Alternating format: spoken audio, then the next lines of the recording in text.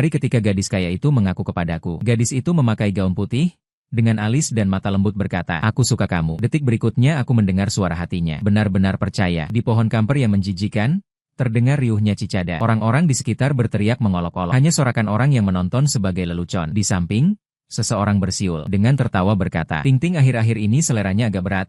Ya, gadis bergaun putih mengabaikannya. Berada tepat di depanku. Alis dan mata lembut. Sinar matahari menembus bahunya. Sangat mirip dengan putri yang keluar dari buku dongeng. Shu Ting-ting manja bersandar pada sepedaku. Dia menatapku dengan kaki terangkat lurus. Dia berkata, "Ji Boda, aku suka kamu." Aku melihat diriku sendiri di dalam matanya. Seorang anak laki-laki kurus yang tertutup oleh seragam sekolah yang longgar, kaku dan bodoh. Inilah penampilanku saat berusia 17 tahun. Aku masih terdiam di tempat. Wajahku memerah panas tanpa harus melihat. Tangan bergetar tak berdaya. Lagi pula dia adalah Shu Ting-ting yang selama ini kupuja diam-diam. Satu kalimat, "Aku juga suka kamu." Belum sempat mengucapkannya, aku langsung mendengar suara hati gadis bersih di depanku. Benar-benar percaya.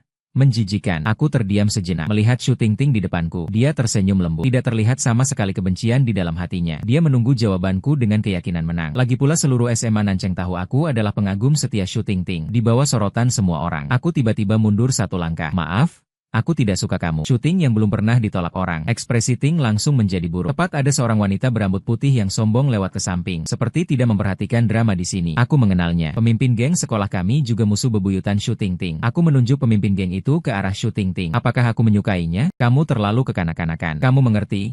Aku menarik setang sepeda dan mengayunkannya. Jadi Shu Ting-ting memberi jalan kepadaku. Shu Ting-ting pasti kuat.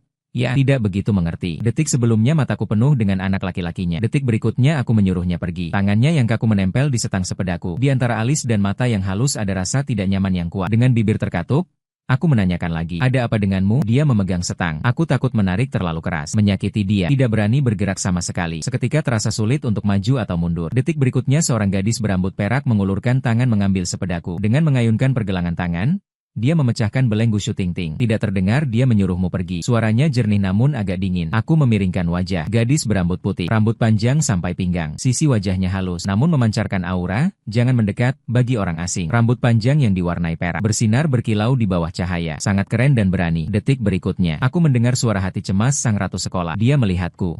Ratu sekolah menyelamatkanku dari pengakuan Shu Ting-ting. Mendorong sepedaku maju. Ada anak kecil yang lewat mengejeknya. "Kapan Nyian berhenti naik motor?" Dia menendang orang itu, mengomel, "Pergi." Aku mengikutinya, seperti duri di punggung, mengumpulkan keberanian untuk berbicara. "Ratu sekolah Xie Liuruyan." Aku terdiam sejenak sebelum menyadari. Dia sedang menyebut namanya. Dia menundukkan matanya, dengan lembut menanyakan, "Apakah kamu suka aku?" Secara refleks aku ingin menggelengkan kepala. Namun aku mendengar bisikan hati yang sinis darinya, menggunakan aku sebagai perisai. Semua sudah saya tuangi semen. Kepalaku langsung berbelok. Saya menekan dengan kuat beberapa kali. Liuruyan memiliki sepasang mata berbentuk bunga persik. Sekarang dia tersenyum sampai melengkung. Berhenti melangkah. Melepaskan tangan untuk menjepit wajahku. Ibu jari menyentuh tahi lalat di bawah mataku. Dengan santai berkata, "Mulai sekarang bantu aku mengerjakan PR. Datang lihat aku berlatih menari. Antar aku ke sekolah dan pulang. Cara kamu memperlakukan Shu Ting-ting sebelumnya, lakukan pada saya 10 kali lebih baik." Dengar tidak? Jelas lebih dari Wai. Tapi aku secara tidak sadar menundukkan kepala. Aku agak tidak mengerti maksud pertanyaannya. Dia dengan rendah hati menepuk wajahku. Tersenyum sangat manis. "Artinya aku menerima kamu mengejarku." Liuruyan mewarnai rambutnya perak dan memakai anting-anting. Di wajahnya tertulis beberapa kata, "Sulit dilayani." Aku tiba-tiba merasa lebih baik kembali dan melanjutkan pertarungan dengan Shu Ting-ting. Aku mengikuti jalan yang ada dalam ingatanku pulang ke rumah. Daerah ini adalah kawasan villa. Aku baru dibawa kembali dari desa saat berusia 17 tahun. Saat berusia 17 tahun,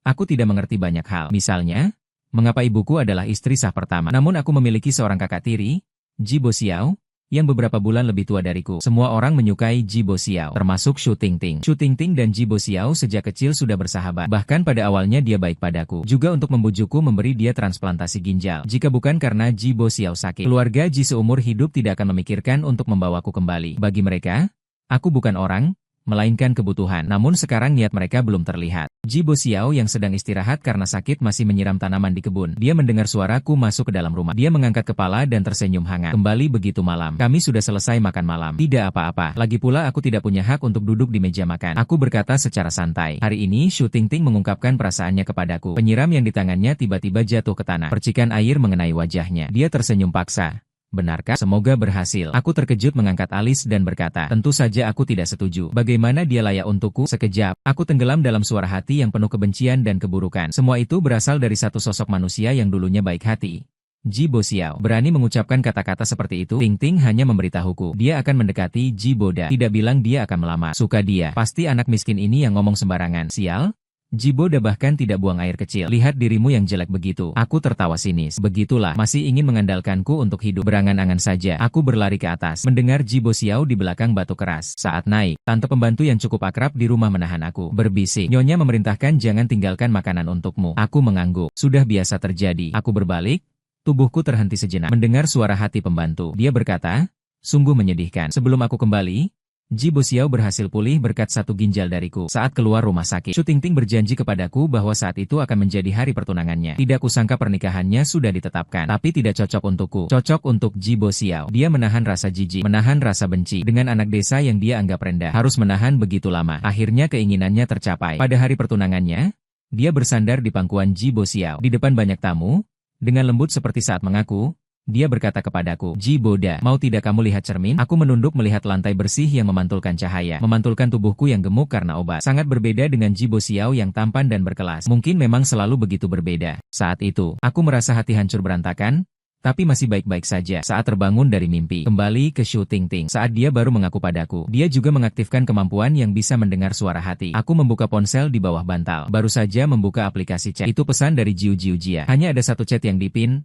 Shu Tingting, berusia 17 tahun. Aku benar-benar sangat menyukainya. Pesan dari Shu Tingting terus muncul. Mungkin karena marah sampai menangis. Ji Boda, aku beri kamu satu kesempatan lagi. Mengaku masih berlaku. Kau memang sengaja. Apakah aku berhasil membuatmu? Jauhkan diri sedikit dari Liu Ruyan. Dia bukan orang yang baik. Beberapa panggilan tak terjawab. Di internet terbalik. Semua pesan itu kutulis. Biasanya aku mengirim serangkaian pesan. Tidak ada balasan dari sisi lain. Kadang Shu Tingting membalas satu kalimat. Aku bisa senang sepanjang pagi. Dan sekarang Shu Tingting terus-menerus mengirim pesan padaku. Aku cepat menekan satu tombol untuk memblokir, lalu dengan santai membuka grup kelas. Tidak mengherankan, mereka sedang membahas kejadian sore itu. Bunga kampus dan ketua geng bersaing memperebutkan seorang pria. Hanya omong kosong yang membosankan. Mereka juga menyertakan foto di lokasi. Aku membuka sebuah foto, melihat wajah.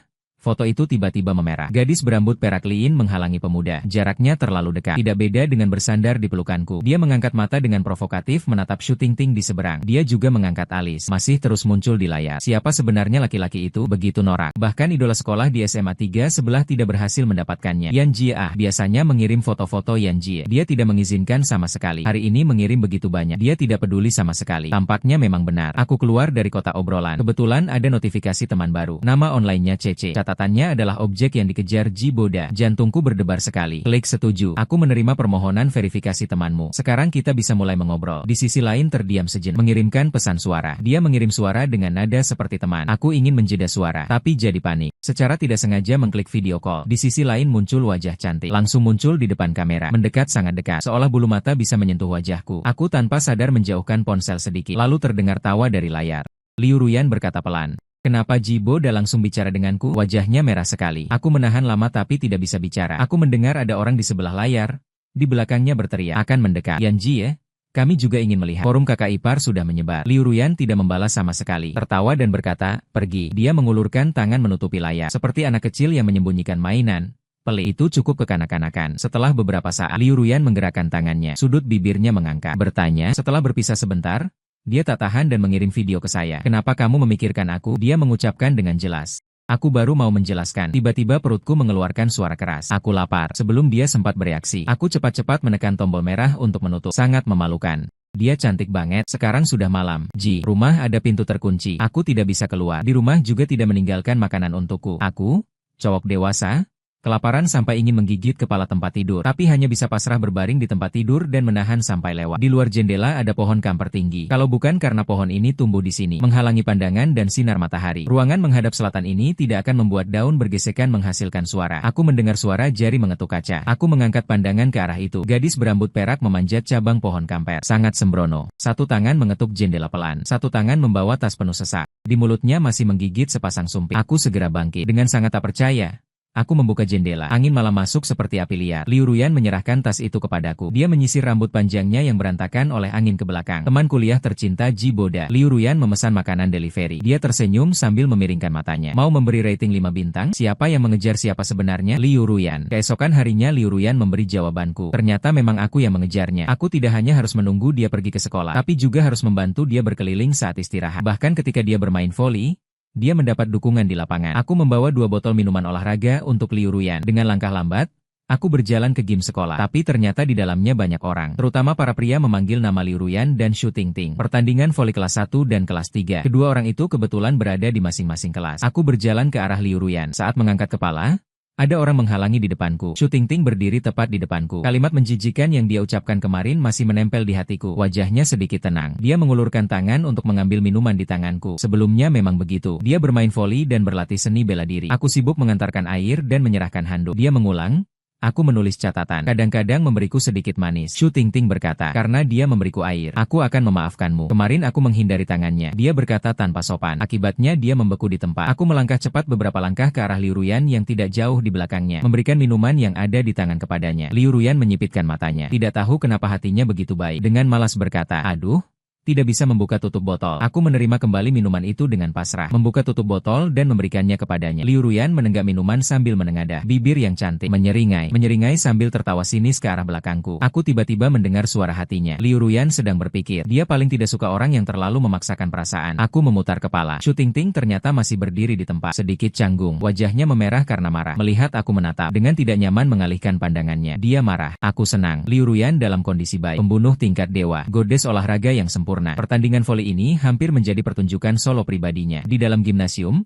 teriakan bergelombang terdengar. Sementara itu, Shu Tingting jarang sekali hatinya melayang. Masih sering melihat ke arah tribun penonton kami. Pada dasarnya dia tampak dibantai. Liu Ruyan. Kelas mereka menang tanpa keraguan. Saat pertandingan berakhir, Liu Ruyan berjalan ke arahku. Jarang-jarang dia mengikat rambut menjadi ekor kuda tinggi. Bersinar berkilau. Masa muda tak terkalahkan. Aku memberikan air kepadanya. Dia membungkuk dan menggerakkan jarinya. Aku mendekat sedikit dengan patuh. Rasanya wajah dan leherku dikelilingi oleh aroma yang ada padanya. Liu Ruyan menaruh tangannya di bahuku. Dia begitu tersinggung sampai menonton pertandinganku. Tak ada kata. Aku berkedip. Beberapa anak laki-laki di samping sudah berteriak selama setengah jam. Yan Jie tampan sekali. Aku menengok ke atas menatapnya. Dengan ragu berkata, Yan Jie keren sekali. Detik berikutnya, kepalaku tertutup oleh sebuah jaket yang gelap pekat. Itu adalah jaket seragam sekolah yang tadi Liu Ruyan letakkan di samping sebelum naik panggung. Aroma sabun perempuan yang kuat. Aku mendengar seseorang bergegas menaruh perhatian padanya. Yan, kenapa telinga dan wajahmu begitu merah? Apakah tubuhmu tidak nyaman? Liu Ruyan yang jarang malu berkata, jangan katakan lagi. Hidup menjadi jauh lebih ringan tanpa berputar di sekitar Shu Tingting. Kesanku tentang Liu Ruyan masih terhenti pada suatu kali aku keluar dari toko serba ada. Aku kebetulan melihat Liu Ruyan berkelahi dengan orang-orang dari sekolah sebelah. Aku ketakutan sampai berjongkok di tepi tembok. Takut secara tidak sengaja meluk. Aku menunggu keheningan. Barulah berani mengangkat kepala. Hanya Liu Ruyan yang masih berdiri. Dia bersandar pada tembok. Dia menatapku dengan senyum setengah. Aku, seorang cowok setinggi 1,8. Ada apa yang harus ditakuti? Baiklah. Aku memang takut. Liu Ruyan bertanya apakah ada plester. Ada? Ada. Aku ragu sejenak. Tetap mendekatinya. Memberikan satu. Namun dia mengulurkan tangan. Bagian belakang tangan yang putih ada sedikit goresan. Terlihat dia ingin aku menempelkannya padanya. Liu Ruyan menunduk dan bertanya kepada Yi Zhong. Aku mengangguk. Kelas mana yang namanya apa? Aku takut. Si penindas sekolah akan melanjutkan dendam, membunuh, dan menutup. Saya menyebut Boda di SMA pertama.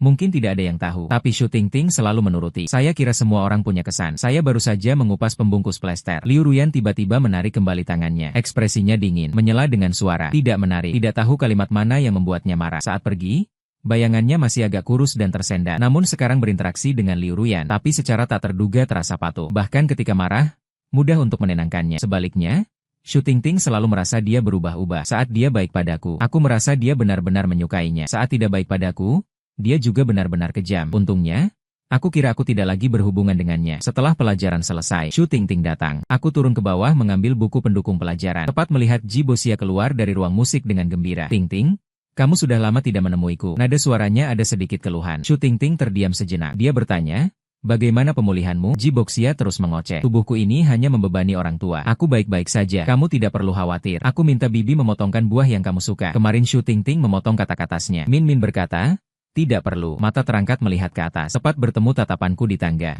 Dia menatapku dan berkata, aku datang mencari Ji Boda. Ji Boda terdiam sejenak, seolah-olah tidak mendengar jelas. Ulangi sekali lagi. Tingting, kamu mencari siapa? Shu Tingting tidak menanggapinya lagi. Memandangku dengan keras kepala. Ji Boda turun untuk berbicara. Di bawah pandangannya, aku perlahan turun tangga. Lalu di depannya aku mengambil buku SMA yang terjatuh di bawah. Matematika untuk pemula. Wajib dibaca untuk pemula. Aku menghela napas. Katanya bukan aku yang mengabaikanmu.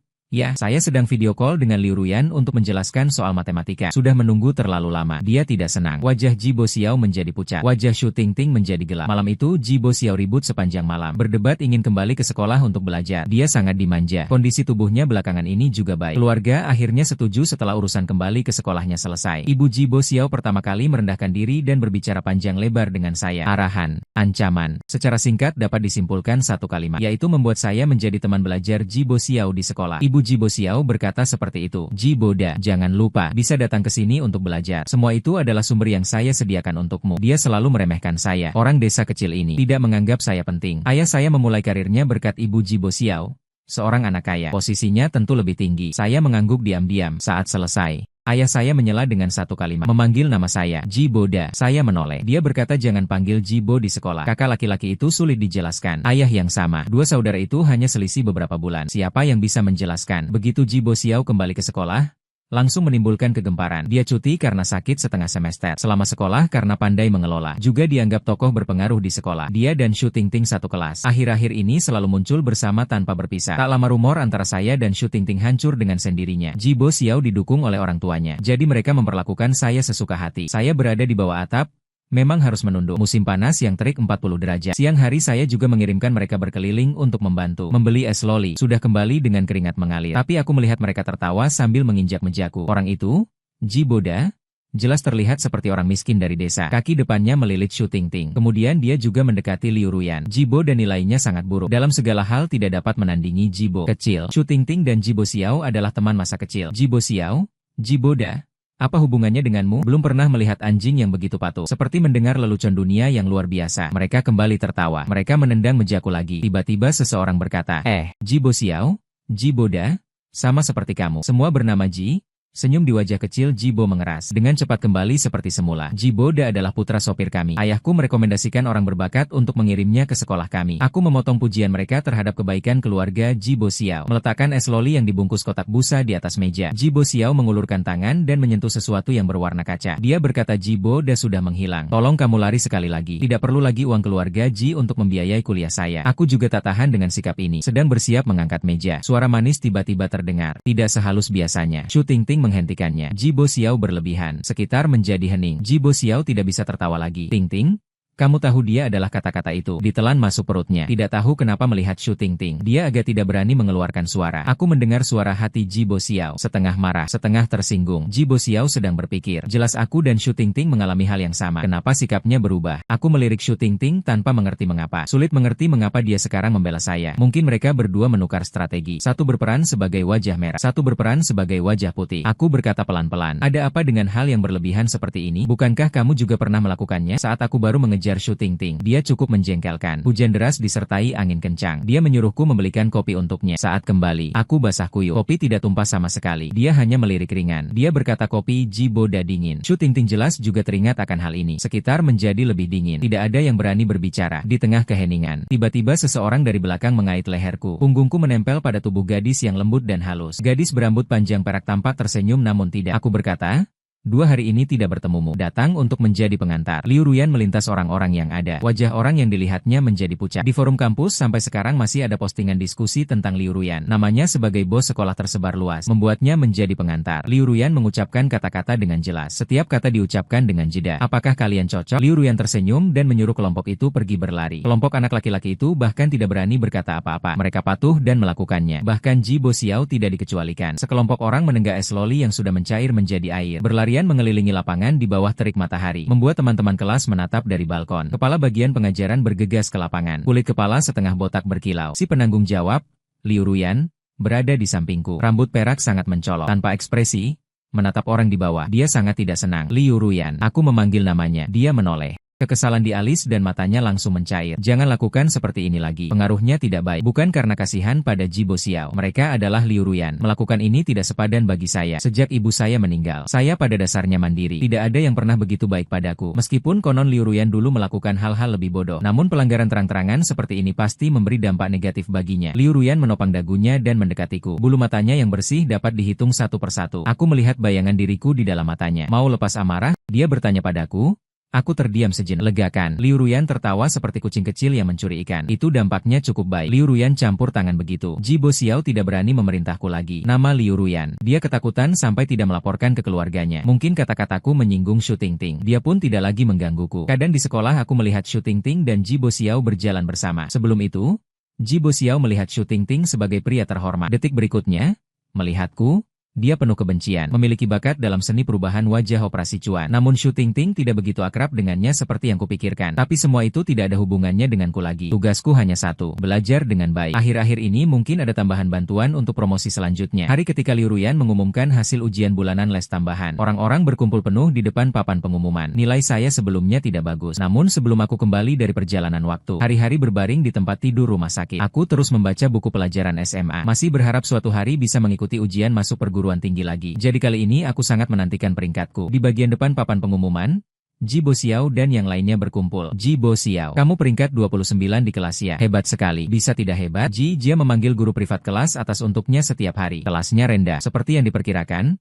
masih Shu Tingting. Mereka menoleh melihat. Aku mulai lagi mencari dari posisi terburuk di kelas. Tak terhindar dari tertawa mengejek 2 kali. Aku mendengar sindiran halus Ji Bo Xiao. Beberapa orang masih memiliki kesadaran diri, mengetahui posisi mereka. Tiba-tiba seseorang menarik lengan bajunya. Dia mengeluarkan kata makian. Ji Boda, peringkatnya tampaknya berada di depanmu. Hanya beberapa posisi di atasnya. Ji Bo Xiao tiba-tiba menatap Gong Xilan. Tidak dapat dipercaya. Ada yang menyebutkan peringkatku. Peringkat ke-20 Ji Boda ternyata begitu tinggi. Aku menahan kegembiraan. Akhirnya menemukan nama Liu Ruyan. Dia sudah melompat ke peringkat menengah. Kelas les Ji Boda sangat berhasil. Aku berbalik. Liu Ruyan sedang berjalan dari ujung koridor bersama sekelompok gadis. Aku takut dia tidak melihat. Aku melambaikan tangan. Dengan gembira aku memanggil namanya. Liu Ruyan. Dia mengangkat matanya menatapku. Peringkat ke-300. Aku menegakkan dada. Sangat bangga. Kau mendapat peringkat ke-300? Liu Ruyan. Langkah Liu Ruyan terhenti sejenak. Gadis di samping tiba-tiba mulai mengolok-olok. Dia menepuk siku Liu Ruyan. Yan Jie, cowok yang kamu suka sangat imut. Dia menatapku. Di bawah sorotan semua orang. Wajah gadis berambut putih tiba-tiba memerah dalam sekejap. Aku mendengar suara hati Liu Ruyan. Sedikit gelisah. Dia selesai mengucapkan dalam hati. Kenapa dia begitu menghancurkan? Banyak orang yang menyukai Liu Ruyan. Namun semua terhalang oleh reputasi buruknya. Sebagian besar hanya suka diam-diam. Hari ini yang mendekatiku adalah salah satu dari sedikit orang yang menyukainya secara terbuka. Idola sekolah menengah nomor 3 di sebelah. Pernah membintangi beberapa drama remaja yang agak terkenal. Dengar-dengar Liu Ruyan pernah berkelahi demi dia. Tidak tahu mengapa mereka tidak bersama. Dia sejak pagi sekali menunggu di gerbang sekolah. Aku dan Liu Ruyan sekarang bersekolah bersama. Dia sekarang pergi ke minimarket untuk membeli barang. Aku menunggu dia di gerbang sekolah. Tidak kusangka yang kutunggu dulu malah yang datang. Tampan sekali.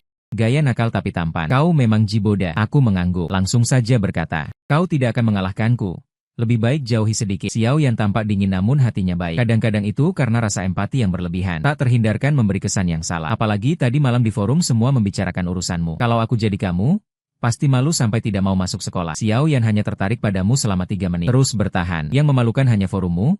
Forum apa itu? Dia selesai berbicara. Tapi tiba-tiba matanya bersinar. Melihat ke belakangku. Dia memanggil Xiao Yan. Aku belum sempat bereaksi. Susu kedelai dan bakpao langsung masuk ke tanganku. Seorang gadis berambut perak yang membawa susu murni berlari ke sisiku. Dia juga menyelipkan segenggam gula ke dalam sakuku. Dia juga dengan mudah memperbaiki resleting ranselku yang belum tertutup. Tidak melihat. Pengucapan yang tidak jelas. Sedang mengatakan apa? Serangkaian gerakan mengalir seperti awan dan air. Seperti sudah melakukannya berkali-kali. Sangat terampil. Menatap yang membantu menarik ranselku. Tangan yang menarik resleting. Wajahnya pucat. Xiao Yan, kau bahkan tidak mau. Orang lain terlalu dekat denganmu. Bagaimana bisa kamu melakukan hal ini untuknya? Mengangkat kelopak matanya dengan tak berkata-kata. Dia mengucapkan 2 kata.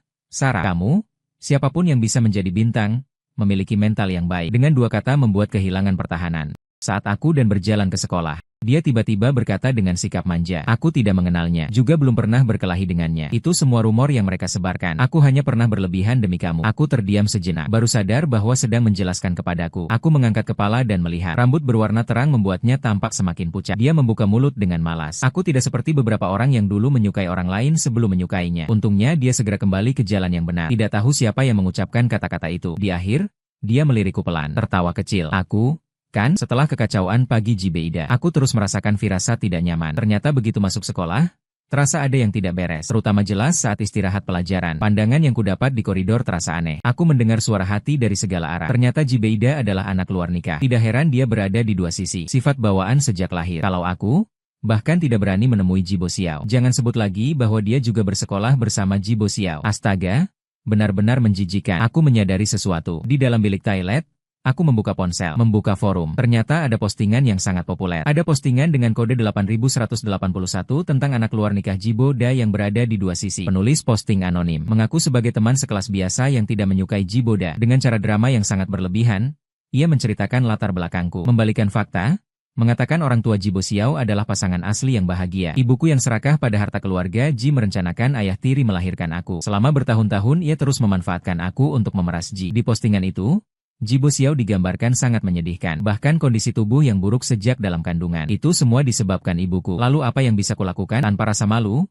Sambil mengejar buku Ting Ting dan Liu Ruyan, tidak perlu melihat ke bawah. Semua dipenuhi teriakan kemarahan. Aku marah sampai kepala terasa berdenyut. Faktanya tidak seperti itu sama sekali. Jelas itu Jibo Xiao. Ibunya langsung tertarik pada ayahku yang baru saja menikah. Mengetahuinya sepenuhnya. Akhirnya mereka berlari bersama. Sejak itu ayahku tidak pernah mengurus kami lagi. Ibuku sampai mati masih berharap dia berubah hati. Aku meninggalkan Thailand. Di depan wastafel, aku mencuci muka. Di samping, seseorang menyerahkan selembar kertas kepadaku. Itu dari Shu Tingting. Dia berkata dengan suara pelan. Hal di forum. Aku sudah mengirim orang untuk menanganinya. Jangan khawatir. Aku melihat melalui cermin alis dan mata lembut gadis berkaos putih. Kamu sudah tahu hal ini sejak lama. Aku maksudkan isi yang dikatakan orang itu di postingan. Shu Tingting menutup mata dengan rasa tidak suka pada diri sendiri lalu mengangguk. Aku akan menutupinya. Tidak ada yang membicarakan latar belakangmu. Jangan lagi marah padaku. Tunggu sampai urusan ini selesai. Anggap saja semuanya tidak pernah terjadi. Bahkan tidak pernah ditanya. Aku menganggapnya sebagai fakta. Dia membuka mata lagi, menatapku dengan lembut. Lihat, sejak pertama kali bertemu, aku selalu membantu kamu kembali. Jiboda. Aku mengelap air di wajahku sampai bersih. Aku buang tisu ke tempat sampah. Aku berbalik menatap Shu Tingting. Dengan tenang berkata, Shu Tingting, aku bukan anak haram. Sejak pertama kali bertemu, Shu Tingting selalu membantu aku. Saat aku baru pindah ke sini, aku belum menemukan lokasi keluarga Ji. Aku dulu tersesat di kawasan villa. Dikejar oleh anjing besar yang dipelihara oleh orang tak dikenal.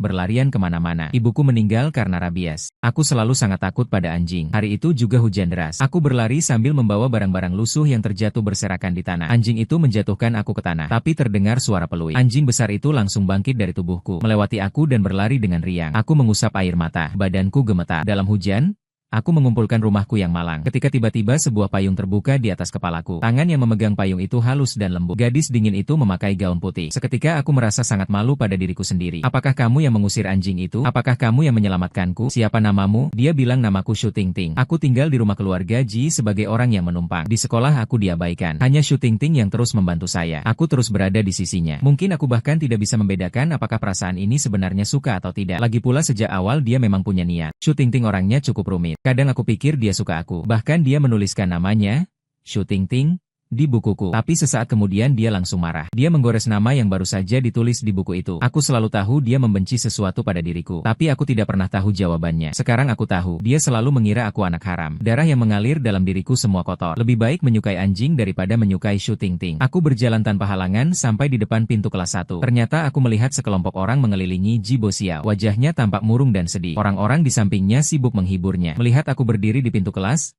mereka menatap dengan marah. Untungnya setelah kejadian yang diceritakan Liu Ruyan, tidak ada yang berani mengeluarkan sindiran. Saya takut menyinggung Ji ya, si bos sekolah. Lagi pula dia meminta bantuan padaku. Tapi beberapa kali ini entah apa yang memicunya. Awalnya dia ribut ingin pergi ke sekolah. Lalu ada insiden es loli. Wajahnya hampir hancur. Dia mengangkat matanya. Keliling matanya merah. Jari-jarinya memucat karena memegangi. Bisakah kamu membiarkan keluarga kami saja? Aku kembali mendengar suaranya. Shu Tingting baru saja pergi mencarinya. Jelas dia dulu seperti aku. Sangat menjijikan anak haram itu. Bagaimana bisa menjadi seperti ini? Aku bersandar pada dinding dan tertawa. Tentu tidak bisa. Ekspresi Jibo Xiao menjadi kaku. Aku melangkah maju. Tangan menopang di mejanya. Melihatnya dari atas. Postingan ini membalikan hitam putih. Aku bukan anak haram. Anak selingkuhan. Ada orang lain. Jibo Xiao selalu disembunyikan dengan baik oleh orang tuanya. Aku tidak tahu urusan orang tua dia. Aku memang pikir ibunya adalah istri sah. Makanya muncul kekacauan seperti ini. Selalu menyimpan permusuhan secara diam-diam terhadapku. Ketika aku tiba-tiba mengatakannya, dia langsung menolak secara refleks. Apa bukti yang kamu punya? Aku menggelengkan kepala, berdiri tegak, dengan sedikit rasa meremehkan. Tidak perlu bukti. Siapa yang menuduh? Dia yang harus membuktikan. Orang yang bersih tidak perlu membuktikan diri. Aku bilang aku akan melapor ke polisi. Keadilan akan memberi jawabanku. Posting fitnah ini tidak akan berpikir bahwa anonim berarti tidak bertanggung jawab.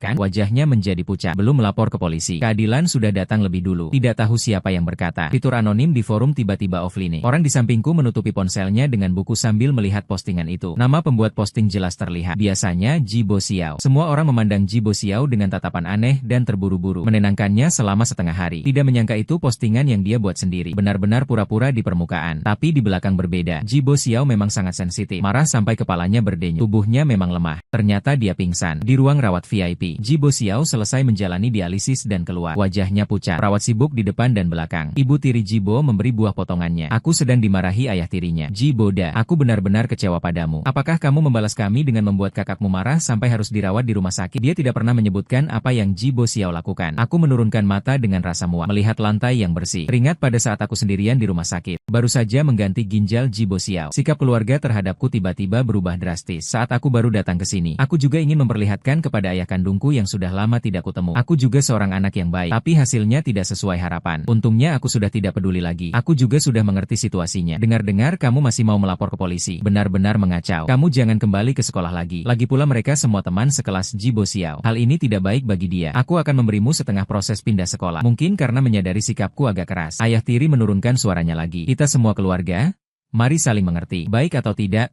Tidak bisa. Aku menggelengkan kepala. Ayah tiri terkejut. Ini pertama kalinya aku menolak dia. Katakan lagi. Dia bersuara keras. Tenggorokanku agak kering. Suasana di ruang rawat menjadi tegang. Pintu kamar terbuka tanpa peringatan. Beberapa orang mengelilingi seorang gadis berambut perak di pintu. Dia membuka tangannya. Jibo Da datang. Aku berlari ke arahnya. Dengan suara pelan, menanyakan mengapa kamu datang. Liu Ruyan menaruh tangannya di punggungku. Berkata, takut kamu akan dipersulit. Memberi dukungan untukmu. Ayah tiri jelas mengenal Liu Ruyan. Ekspresinya menunjukkan sedikit sikap menjilat. Aku tidak ragu dia akan segera memerintahku untuk mengatur pertemuan. Aku menghela napas. Kepercayaan diriku entah kenapa menjadi jauh lebih kuat. Akhirnya mengulang lagi. Aku berkata tidak.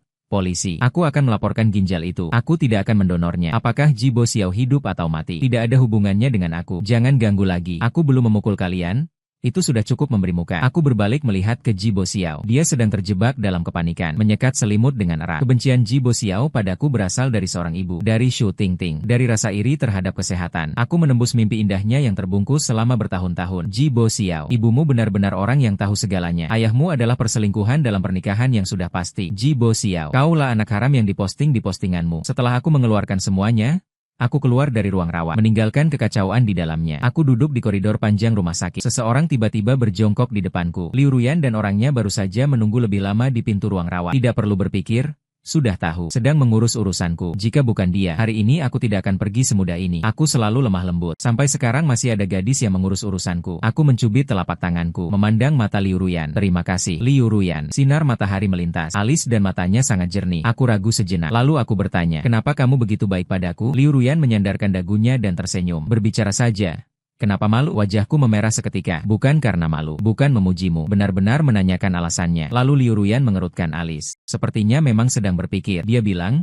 apakah ini butuh alasan? Beberapa orang memang bersinar. Membuat orang ingin memberi yang terbaik kepadanya. Pertama kali bertemu kamu. Kebetulan melihatmu dikejar anjing keluarga pamanmu berlarian. Sangat unik. Ternyata anjing itu kuusir dengan meniup peluit. Awalnya ingin mendekat dan melihatmu. Tapi malah melihat Shu Tingting. Melihat dia membuatku kesal. Aku pun pergi. Kalau sudah tahu itu kamu, aku pasti tidak akan berbalik. Seandainya aku tahu itu Jibo Da, pasti tidak akan membiarkan orang lain mendahului. Dengan berbalik ini, di mata Jibo Da, semuanya hanyalah Shu Tingting. Tidak akan lagi melihatnya. Melihat dia berlari ke depan dan belakang untuk Shu Tingting. Melihat dia diperlakukan tidak adil. Namun dia masih tetap menyukai Shu Tingting. Melihat mereka berdua saling mencintai. Dia pun terpaksa pergi dengan muram. Ekspresiku sedikit berubah. Tidak kusangka dia sudah membantu saya satu langkah lebih dulu daripada Shu Tingting. Aku menunggu kelanjutan darinya. Namun dia tidak melanjutkan ceritanya. Matanya yang jernih menatapku dengan sindiran. Lalu, begitu terburu-buru ingin mengetahui perasaanku. Ya, Jibo Da dan Liu Ruyan berdiri. Seperti anjing yang tanpa tidak sengaja ke rumah paman, selalu patuh dan tidak berlarian. Liu Ruyan yang sangat patuh pada pemiliknya membawaku ke kantor polisi untuk membuat laporan. Postingan di forum itu masih terus terpasang. Katanya Jibo Xiao terus mencoba menghapus postingan itu, tapi tidak pernah berhasil. Seperti forum yang tiba-tiba dipublikasikan hari itu. Sama seperti menghapus fungsi anonim. Komentar di bawahnya sudah berbalik arah. Liu Ruyan juga bersama saya mengamati isi postingan itu. Dia sangat tidak puas dengan bagian tentang saya yang berjalan di dua jalur. Dia berkata dengan senyum sinis, Shu Tingting itu kapal apa yang rusak? Masih layak kamu tangani dalam kasus ini? Hasilnya segera keluar. Tidak hanya menuntut Jibo Xiao meminta maaf secara publik. Aku juga menerima kompensasi finansial. Tidak terlalu banyak, tidak terlalu sedikit. Cukup untuk melepaskan diri dari kontrol keluarga Ji. Cukup untuk biaya kuliah dan hidup. Jibo Xiao mengakui bahwa dia hanya menyebarkan rumor. Dalam beberapa hal, Itu juga pengakuan tidak langsung bahwa asal-usulnya tidak jelas, bahwa dia sendiri adalah anak haram. Setelah kejadian ini, penyakitnya semakin parah. Rumah bocor bertemu hujan deras di malam hari. Bisnis keluarga Ji juga tiba-tiba menurun. Tapi itu tidak ada hubungannya dengan saya. Aku menerima uang kompensasi dari keluarga Ji. Sambil memegang yogurt, aku mengetik di ponsel. Aku tahu keadilan akan memberi jawabanku. Liu Ruyan bertanya, bagaimana dengan saya? Saya berpikir sejenak. Saya menundukkan kepala dan menulis baris. Saya tersenyum. Yan Nyonya akan membawa saya ke hadapan keadilan. Di seberang sudah lama tidak mengirim pesan. Saya meninggalkan ponsel untuk mengerjakan tugas. Saat teringat, saya akan melihat pesan baru. Sudah berbaring lama. Liu Ruyan mengirim sebuah pesan suara. Suara gadis itu manis dan bersih, mengalir perlahan dari earphone. Ji Boda, harus bagaimana? Saya merasa kamu hampir berhasil mengejarku. Di bawah pohon campur, gadis dengan gaun putih berdiri lama. Cahaya pecah jatuh di tubuh Shu Tingting. Sangat lembut. Saya lewat di bawah pohon, namun dia memanggilku. Nama itu? Saya tidak mengerti. Lalu berbalik. Shu Tingting melihat ekspresiku dengan sedikit kebingungan. Sulit dikatakan apakah itu lega atau sesuatu yang lain. Maaf, dia mengerutkan bibirnya. Saya tidak pernah menyangka Shu Tingting akan mengucapkan dua kata itu. Dia tidak tampak sesulit Liu Ruyan untuk didekati. Namun hatinya lebih sombong daripada siapapun. Bahkan sampai mati, tidak mau menundukkan kepala. Saya bertanya dengan sabar, apakah ini tentang kesalahpahamanmu bahwa saya anak luar nikah? Shu Tingting menatap saya beberapa detik dengan mantap. Ada air mata di matanya. Untuk semua yang terjadi sebelumnya, Ji Boxia telah berbicara dengan saya selama bertahun-tahun. Dia memiliki adik tiri saya. Saya sudah berasumsi dulu. Lalu saya mendengarkan kata-katanya. Melihat saya tanpa ekspresi, Shu Tingting menundukkan matanya. Ada rasa rapuh seperti kaca berwarna. Apakah kamu pernah melihat adik saya? Saya tidak pakai. Saat kembali, saya melihat dia cukup lucu. Seorang anak gemuk kecil suka berlari mengejar Shu Tingting. Namun sikap Shu Tingting terhadapnya tidak dingin maupun hangat. Bahkan bisa dibilang buruk. Shu Tingting terdiam sejenak, membuka luka sendiri. Dia adalah anak perempuan wanita yang dibesarkan ayah saya di luar. Aku baru menyadari.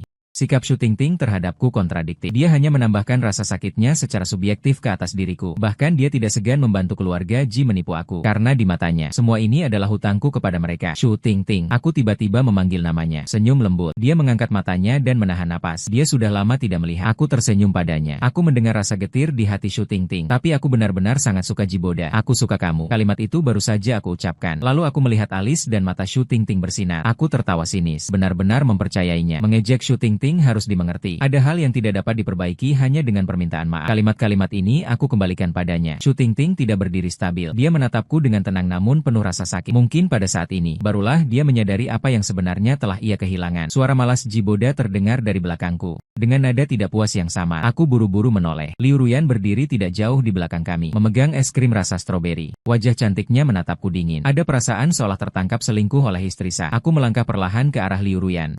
Saat masih tersisa 2 langkah, dia tiba-tiba melompat ke dalam pelukanku. Aku mencium tubuhnya, namun aku mendengar dia menggeram. Aku cepat-cepat menunduk. Tersandung di mana? Di mana yang sakit? Liu Ruyan menekan dia perlahan-lahan dengan tanganku. Di bagian atrium kiri. Di bawah telapak tanganku ada kulit yang lembut. Di bawahnya, jantung yang panas berdegup kencang dan cepat. Aku mengangkat kepala. Tidak ada rasa sakit sedikit pun di wajah Liu Ruyan. Namun dia menengadah melihatku dengan ekspresi mengelak. Di sini sakit. Aku menghela napas dengan tak berdaya. Liu Ruyan mengerutkan bibir sambil berkata, "Hai, teman sekelas Ji Boda yang terkasih. Ada cewek lain di sekitarmu. Aku mengerti. Lagi pula kita memang belum benar-benar bersama. Tapi sebagai orang yang kamu kejar, aku agak merasa tidak aman. Jadi, aku memutuskan menghilangkan 2 kata dari orang yang dikejar. Kamu tebak apa yang dikejar?" Liu Ruyan menendang kaki sambil menggertakkan gigi berkata, "Itu adalah objek." Aku tidak lagi mendengar suara hati. Hanya bisa mendengar 2 hati berdebar kencang. Tidak ada yang berkata apa-apa. Cahaya matahari mengalir deras ke bawah. Lagi pula hari-hari masih panjang. Jalannya juga masih jauh. Lagi pula ini masih sebuah awal baru. Sebenarnya, siswi paling berkuasa di sekolah,